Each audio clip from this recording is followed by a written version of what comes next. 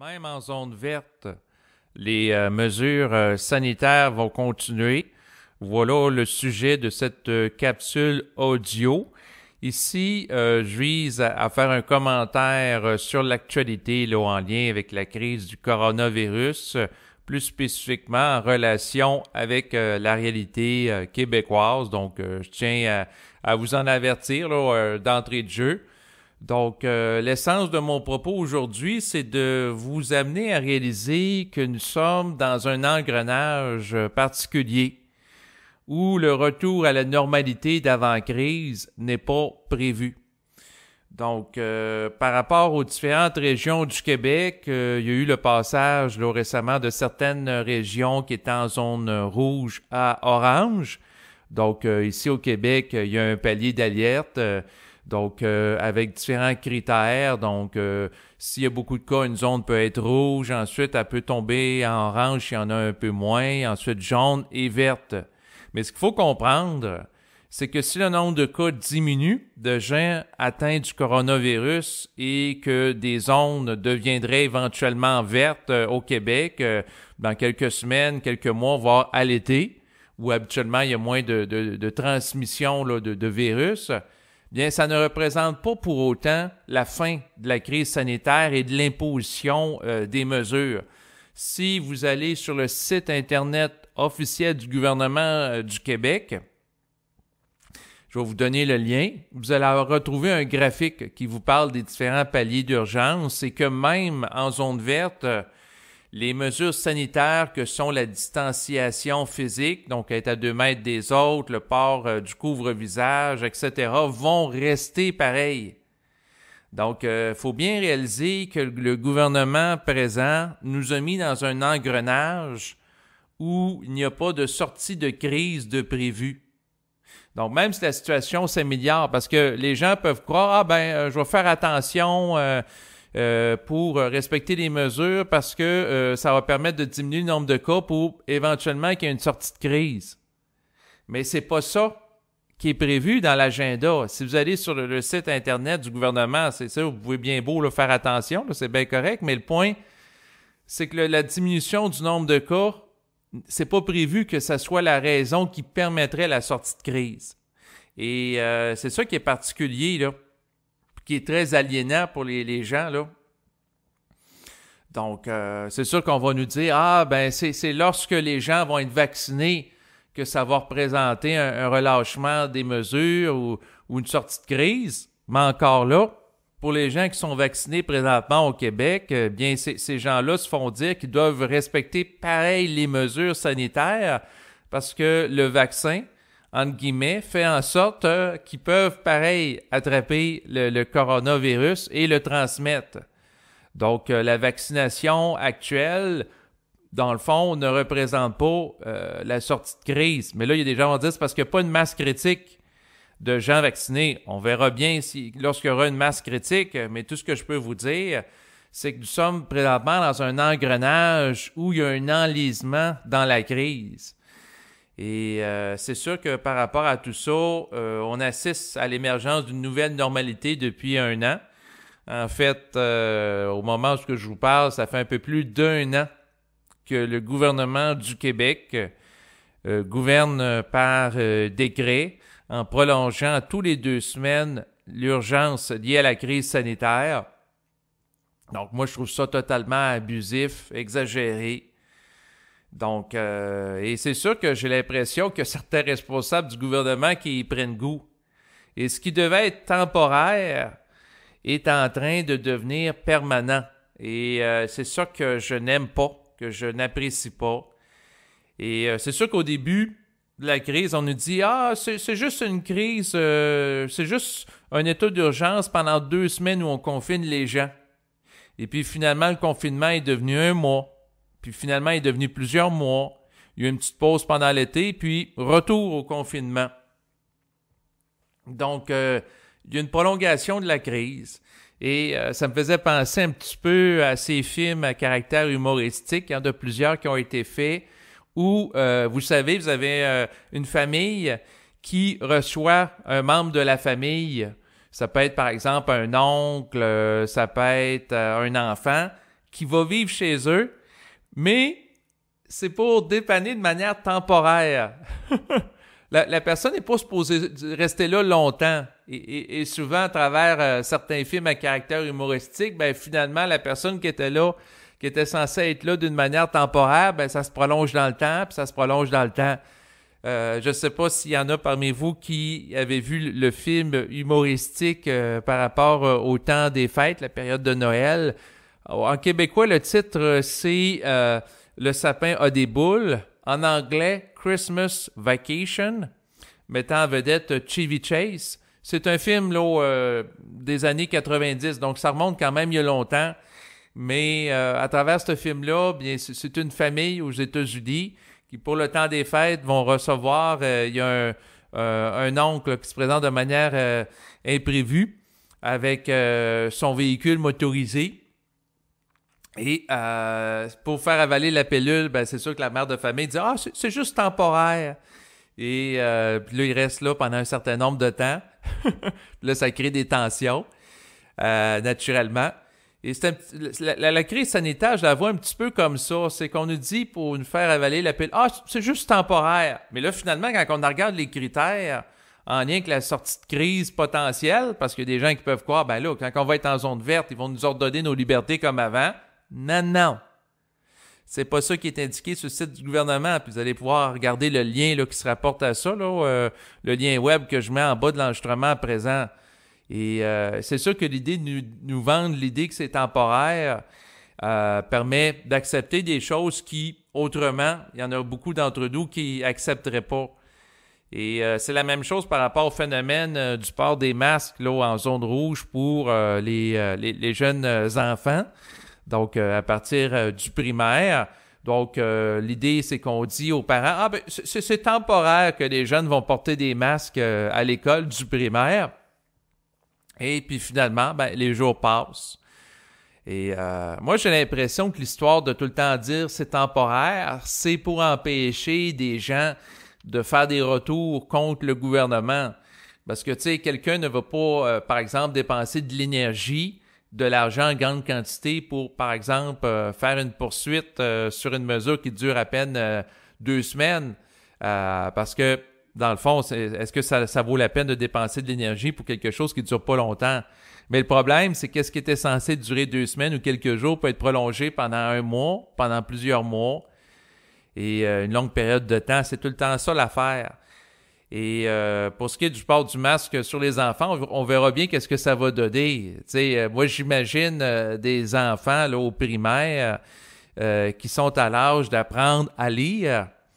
Et pour lire d'une manière adéquate, ben, il faut être capable d'articuler, de projeter correctement la voix, d'être capable de poser la voix lorsqu'on lit, de dire bien les choses. Donc, imaginez des enfants dans une classe qui ont à apprendre à lire avec un masque à la figure. Pour moi, ça fait pas de sens. Il y a quelque chose qui fonctionne pas. Mais depuis que ça a été adapté là, pour une bonne partie des enfants au Québec, hein, parce que c'est Montréal et les villes environnantes, il y a eu quelques parents qui se sont opposés à ça, mais ça demeure mineur et ça n'a pas fait renverser la vapeur là, naturellement. Donc, les mesures dans certains cas, ont augmenté. Et on verra bien qu'est-ce que ça va donner sur le développement, par exemple, des jeunes. Est-ce qu'il va y avoir plus de jeunes par la suite qui vont consulter des orthophonistes pour des difficultés d'articulation, à essayer de les amener à parler correctement avec le masque à la figure à journée longue? On verra bien. Sinon, ben, c'est sûr que je trouve ça totalement ridicule de demander à des jeunes enfants qui ont 6 ou 7 ans de porter un masque parce que lorsqu'on porte le masque, normalement, il faut respecter des règles très strictes. Il faut se laver les mains avant de mettre le masque. Ensuite, lorsque la personne retire, qu'elle se relave les mains. Ensuite, il ne faut pas que la personne joue avec le masque au visage. Il faut qu'elle évite de le déposer sur des objets qui pourraient être souillés de coronavirus ou des espaces communs où les gens déposent des choses, où ce qui peut avoir de la contamination. En fait, il y a tellement de règles à respecter que ça devient extrêmement lourd pour, j'imagine, là, des professeurs de gérer ça d'une manière adéquate. Donc, en tout cas, on verra bien là, qu'est-ce que ça va donner. Et c'est sûr qu'on est dans une hypnose de masse présentement depuis plus d'1 an. Et le gouvernement, ben c'est sûr qu'ils se maintiennent au pouvoir depuis ce temps-là. Le gouvernement, gouvernant par décret, moi, c'est sûr que je vois derrière ça une forme de dictature sanitaire. Il y a des gens qui vont dire, ben là, t'exagères, c'est pas une dictature. Ben oui, mais quand le gouvernement impose des lois, surtout des lois qui respectent pas nécessairement les consignes de la santé publique. D'ailleurs, j'ai un point en commun avec François Legault. C'est que le docteur Arruda, je suis pas tout le temps d'accord, moi non plus, pour l'écouter. Parce que le directeur de la santé publique a fait des propositions à François Legault, comme par exemple de permettre aux familles là, d'aller dans les restaurants là, pendant les derniers mois, les gens de continuer de s'entraîner en salle, parce que les avis de la santé publique, c'était pas de faire un confinement aussi strict qu'on a connu là, pendant l'hiver 2020-2021. François Legault a décidé d'une manière unilatérale de ne pas suivre les directives scientifiques puis de faire à sa tête pour faire plus de mesures. Donc, en faisant ça, ben, il a discrédité Horacio Arruda, qui dirige la santé publique québécoise en relation avec ses recommandations. Donc, il ne lui reconnaît pas nécessairement trop d'importance. Et c'est sûr que tout ça, c'est très particulier, ce qui se passe présentement. C'est sûr que si j'étais un extraterrestre et que j'aurais une curiosité à caractère sociologique pour voir comment les gens réagissent en lien avec la crise, c'est sûr que je trouverais ça extrêmement intéressant d'étudier là, comment les individus des différents peuples par rapport à l'imposition de mesures au nom d'une menace sanitaire réagissent. Ça serait une étude très intéressante. C'est sûr, en lien avec ce qui se passe, on pourrait faire des émissions de type tester sur des humains. On fait des tests avec des êtres humains en les exposant à des choses inhabituelles. Puis on en regarde qu'est-ce qui se passe. Donc, c'est sûr que présentement, il y a beaucoup de changements qui se passent en société. Et toutes sortes de réactions. Là, si on regarde, par exemple, le domaine du cinéma au Québec. Donc, pendant la période des dernières semaines, les cinémas, si on pense au mois d'hiver, là, le mois de janvier, le mois de février, les cinémas étaient fermés. Là, il y a eu l'ouverture, la réouverture là, des cinémas qui a eu cours il y a quelques jours. Par contre, si quelqu'un va au cinéma, il faut qu'il soit à 2 mètres des gens qui ne font pas partie de son unité familiale. Donc, à ce moment-là, le plaisir d'aller au cinéma avec des amis, on oublie ça, pour discuter avec eux à proximité en attendant que le film commence ou après le film. Et aussi, les gens, lorsqu'ils vont au cinéma, sont obligés de porter le masque, donc le couvre-visage, et ils n'ont pas le droit de boire ou de manger pendant le visionnement du film au cinéma. Donc, en mettant toutes ces contraintes-là, au nom de la menace du coronavirus, bien, ça donne pas le goût d'aller au cinéma, hein? Moi, personnellement, je préfère rester chez moi là, à écouter des films là, devant ma télévision plutôt qu'avoir un masque dans le visage. Avoir un masque dans le visage, j'ai l'impression d'être en prison.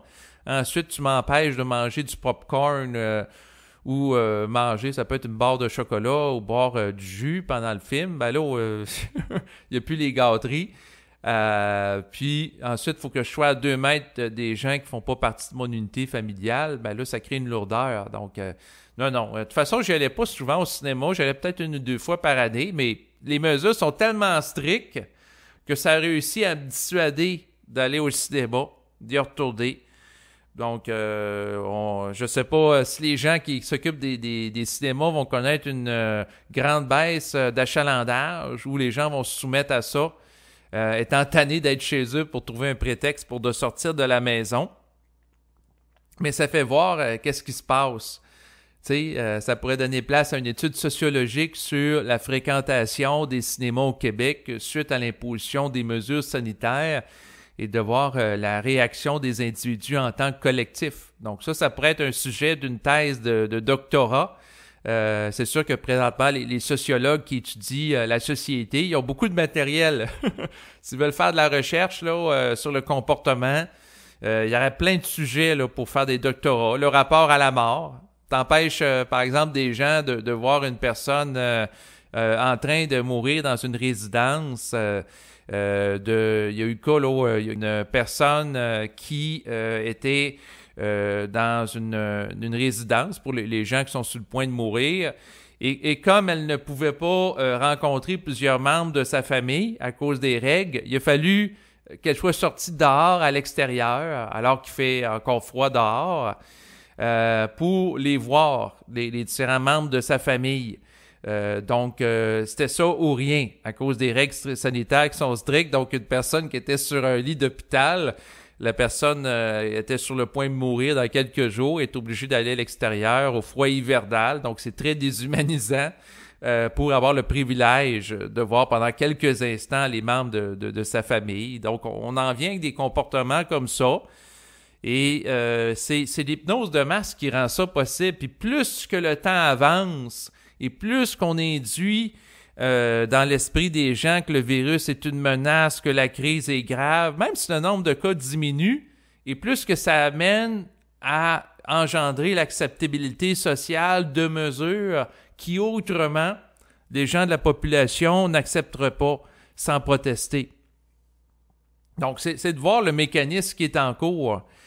Et comme je l'expliquais récemment avec une personne, ce qui est particulier là-dedans, c'est que le gouvernement, à coût de millions, à chaque mois, nous fait des campagnes publicitaires en relation avec la crise du coronavirus pour nous rappeler que la crise est là et nous impose des mesures. Donc, autrement dit, à chaque fois qu'on paie des taxes, des impôts, il y a une partie de l'argent qui est prélevée pour être utilisée pour nous convaincre de la menace du virus.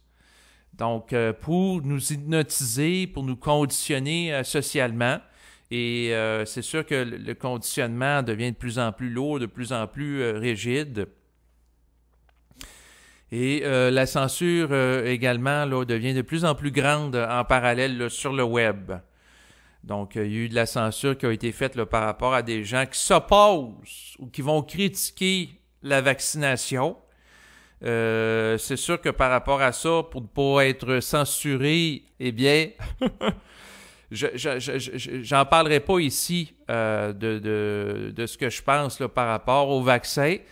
Par contre, ce que je peux dire, c'est que si ça vous intéresse, vous pouvez aller sur Odyssey, qui est un réseau où il y a une grande liberté là, présentement là, de diffusion web, et allez voir entre autres la chaîne qui s'appelle Média Infocité TV et écoutez les propos de Stéphane Gay, qui est microbiologiste, donc lui a une formation en microbiologie et en relation avec les différents types de vaccins qu'on cherche présentement à amener la population là, à avoir. Il dit des propos extrêmement, là, je trouve, intéressants, en tout cas qui méritent d'être pris en considération. Donc, c'est ce que je voulais mentionner. Et c'est sûr que la nouvelle ère dans laquelle on est entré, elle est particulière parce que on assiste à des changements de société importants qui se passent très rapidement. Et ce que je voulais dire aussi, c'est que autrefois dans le passé, ce qui pouvait représenter la menace pour des pays, c'était la guerre nucléaire. Et il y a plusieurs années, dans les années 90, là, j'avais entendu un professeur d'histoire dire que dans l'avenir, la menace, ça serait de nature bactériologique. Dans le sens que, à la différence d'une guerre nucléaire qui pourrait endommager des infrastructures physiques comme, par exemple, des maisons, des entreprises, puis amener une pollution considérable avec la radioactivité, bien, s'il y avait une guerre bactériologique, puis les gens se mettaient à mourir, puis à être contaminés, bien, à ce moment-là, les infrastructures demeurent. Donc, le pays belligérants pourraient prendre possession d'un autre pays. Puis les infrastructures sont toutes intactes, sauf que les gens sont morts. Donc, ça serait la nature d'une guerre au niveau bactériologique par rapport à des bactéries qui sont des organismes vivants. Mais si on va plus loin dans la même lignée, on peut envisager le scénario de la menace virologique. Autrement dit, qu'il y aurait des virus qui seraient utilisés pour éliminer certaines parties de la population. Et c'est sûr que si on va plus loin, on peut parler de guerre virologique ciblée.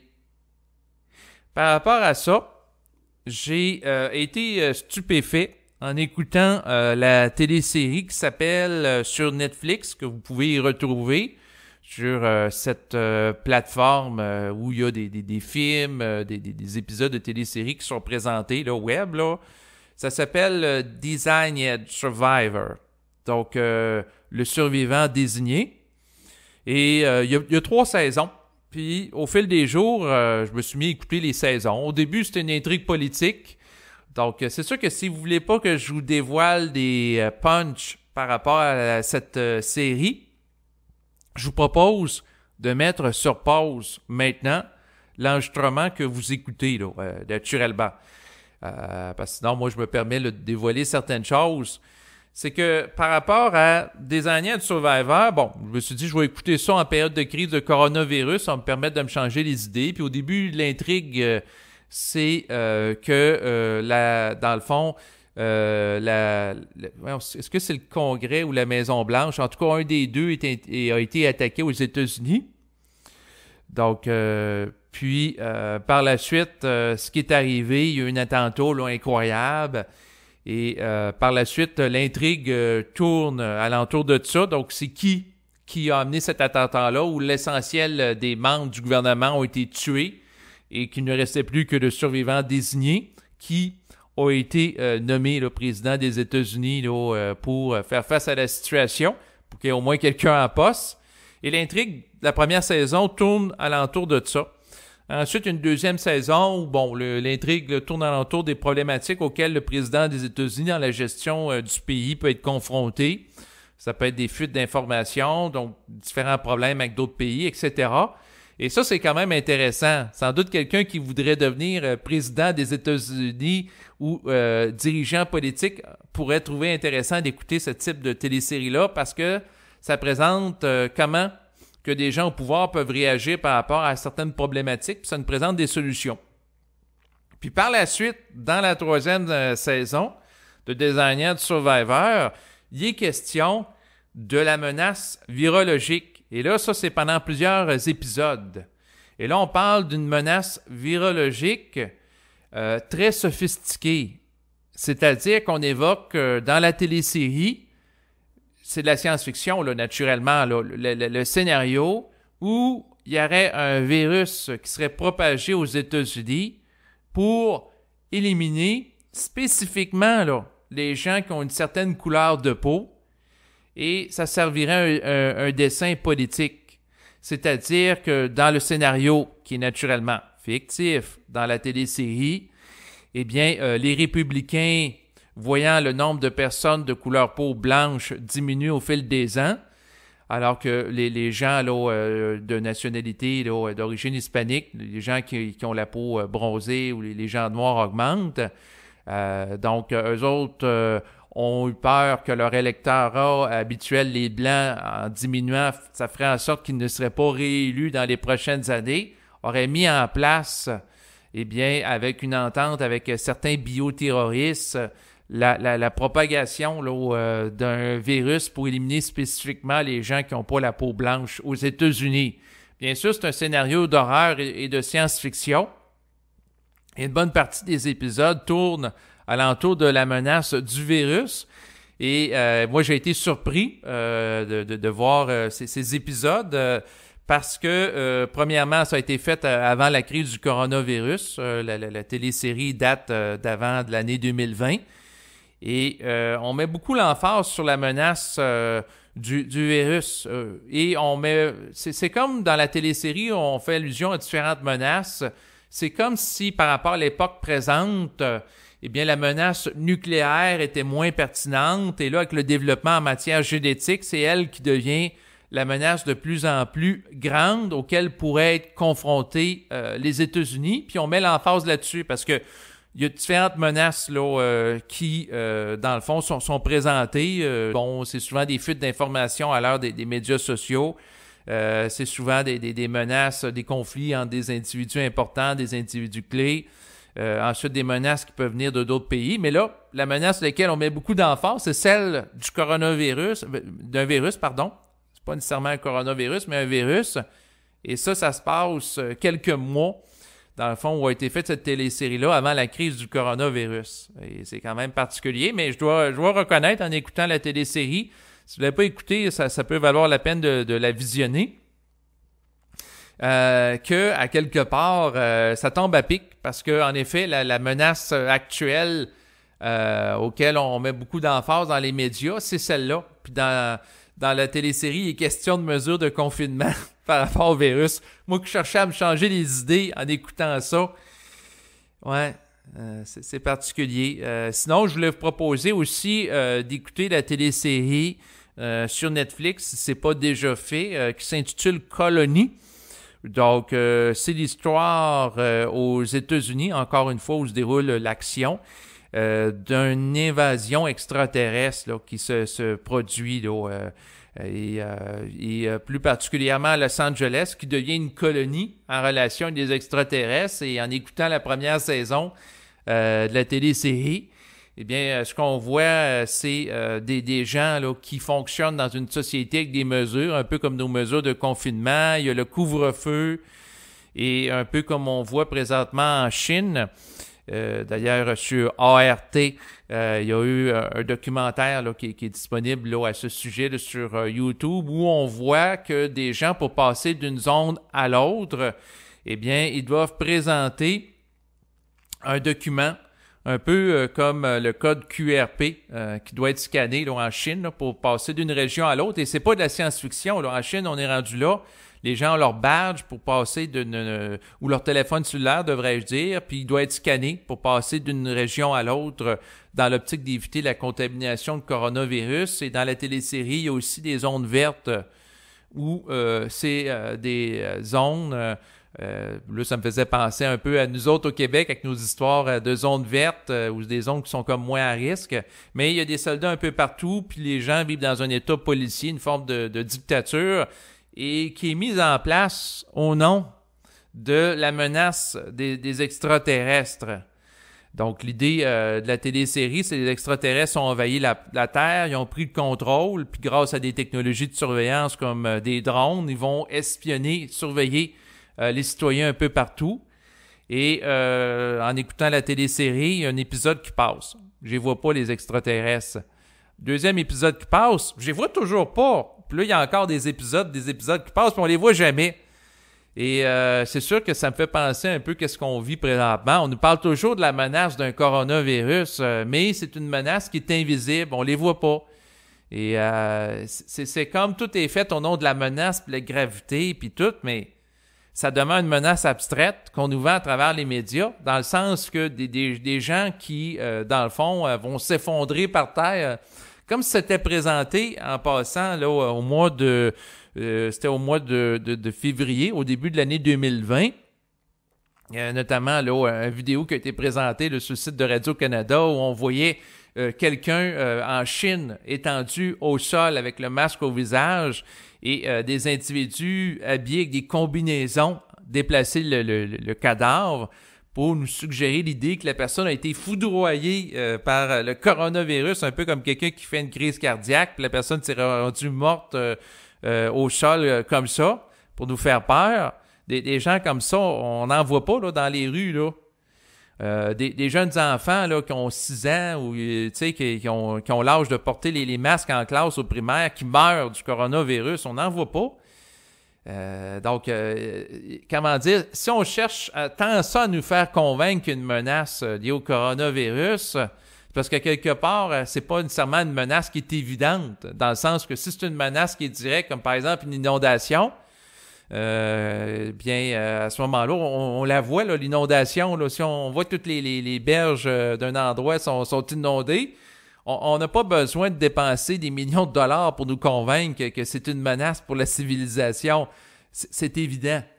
Donc, vous comprenez où ce que je veux en venir. C'est-à-dire que la menace du coronavirus, c'est quelque chose d'abstrait qui peut amener des gens à accepter des mesures qui, autrement, n'accepteraient pas. Un peu comme dans la télésérie Colonie.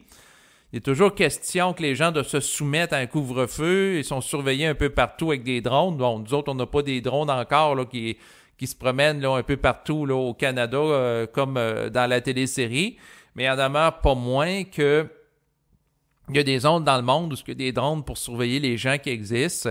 Et si on pense à la Chine avec le système de caméras de surveillance, ben ça fait penser un petit peu à ça, qui est un peu partout. Donc, des fois, la science-fiction va traduire des états en lien avec la réalité. Comme là, dans la télésérie Colonie que j'écoute, la tension dramatique par rapport à la menace potentielle des extraterrestres, qui au fil des premiers épisodes, on les voit pas, est tout le temps palpable. Puis là, à cause de ça, ben, les gens doivent se soumettre à des mesures. Et ça donne quasiment l'impression que l'histoire des extraterrestres qui menacent, c'est un prétexte pour certains êtres humains sur Terre de prendre le contrôle de d'autres. Et la manipulation est à travers la peur de la menace. Quelqu'un qui a peur, on peut lui faire n'importe quoi. Et comme le dirait le docteur Aracia Arruda, la peur permet de faire des choses qui ont crissement pas d'allure. Il utilisait un juron pour parler de ça. Donc, c'est ce que je voulais dire. Donc, c'était des suggestions de téléséries que je vous propose là en fin de capsule. Sinon, ben je suis toujours l'évolution de la crise. Des fois, je trouve ça ridicule. Là, qu'est-ce qui se passe? Là, bon, 1 an après la crise, il y a eu, entre autres, François Legault, qui est le premier ministre du Québec, qui a été interviewé là, par rapport à sa gestion de crise par Pierre Bruno de TVA, donc l'animateur vedette. Et il lui a posé la question, depuis 1 an de gestion de crise, Monsieur Legault, avez-vous des regrets? Et, à ma grande surprise, il a répondu oui. Il dit oui, j'aurais pas dû faire miroiter là, pendant le temps des fêtes que les gens pourraient se réunir quelques semaines à l'avance. Donc, il a dit ça, puis il n'a pas dit d'autre chose. Puis, dans le fond, l'entrevue, c'était pour dire « Ah, il est ouvert à un questionnement critique, mais en même temps, il répond quelque chose qui met pas les pieds dans la barre. » Puis le journaliste, il n'a pas sous-questionné. Si j'avais été à la place du journaliste, j'aurais dit « OK, vous pouvez regretter ça, qui est mineur, qui vous fait pas vraiment mal paraître, mais vous regrettez pas la mauvaise gestion qui a cours dans le réseau de la santé, qui a fait en sorte que des gens ont manqué de nourriture, d'accès à l'eau dans des résidences de personnes âgées au Québec lors du printemps 2020. Vous regrettez pas ça, cette mauvaise gestion-là, Monsieur Legault? Bien sûr que cette question n'a pas été posée à lui par l'animateur vedette. Probablement que les questions ont été épluchées à l'avance par le conseiller en communication de François Legault pour qu'il y ait des questions qui soient posées de manière à pas le faire mal paraître. Et c'est sûr que c'était particulier de voir le jour de commémoration en lien avec la crise du coronavirus qui a été nommé à la date du 11 mars de l'année présente, où ils se sont réunis habillés en noir. Et c'est sûr qu'il y a une commémoration par rapport aux gens qui sont morts du coronavirus. Écoutez, ça aide des gens à faire leur deuil par rapport à la perte d'être cher. Ça, j'ai pas de problème par rapport à ça. Par contre, là où j'en ai un, c'est que c'est les mêmes personnes qui ont permis à cette crise-là d'être possible en faisant une mauvaise gestion du réseau de la santé, donc l'élite politique québécoise, qui sont les mêmes personnes qui vont dire qu'il y ait des gens décédés, ça leur fait de la peine, puis nos pensées vont pour eux autres. Mais moi, je trouve ça d'une très grande hypocrisie, parce que c'est les mêmes personnes qui ont permis à ce que les réseaux de la santé, entre autres, ont été mal gérés depuis plusieurs années. Puis ça, c'est peu importe les partis politiques là, au Québec, le confondu, que ce soit les partis québécois, le Parti libéral, donc toute la gang qui, au fil des décennies, ont fait en sorte qu'il y a une mauvaise gestion du réseau de la santé, qui a permis, par exemple, des gens qui, dans des résidences de personnes âgées, se sont ramassés en situation de dénutrition. Puis finalement, il y en a peut-être une partie d'entre eux qui sont pas morts du coronavirus, mais tout simplement morts du fait que ils sont ramassés sans nourriture parce qu'il n'y a pas assez de préposés pour les aider, puis aussi d'isolement. Donc, les gens qui sont tout seuls longtemps, c'est ennuyeux. Donc, qui ont vécu différentes souffrances liées à une forme de négligence. Et c'est sûr que le gouvernement a tout intérêt à dire que, bon, ça lui fait de la peine, tout ça, parce que ça lui permet de bien paraître aux yeux du peuple, à la population. Puis là, les gens vont trouver ça sympathique, vont dire « Ah, voyez-vous, le gouvernement est humain, il a fait une journée de commémoration par rapport aux gens qui sont morts du coronavirus. » Ouais, mais c'est parce qu'il faut réaliser que il y a une espèce d'hypocrisie derrière ça, parce que c'est les mêmes personnes qui ont rendu la crise possible en permettant à ce qu'il y ait une mauvaise gestion du réseau de la santé qui fait en sorte que le virus s'est entre autres propagé dans des résidences de personnes âgées, parce qu'il y a des préposés qui passent d'une résidence à l'autre au printemps 2020, mais ça a permis, ça a favorisé la propagation du virus. Faut pas être naïf par rapport à ça, là.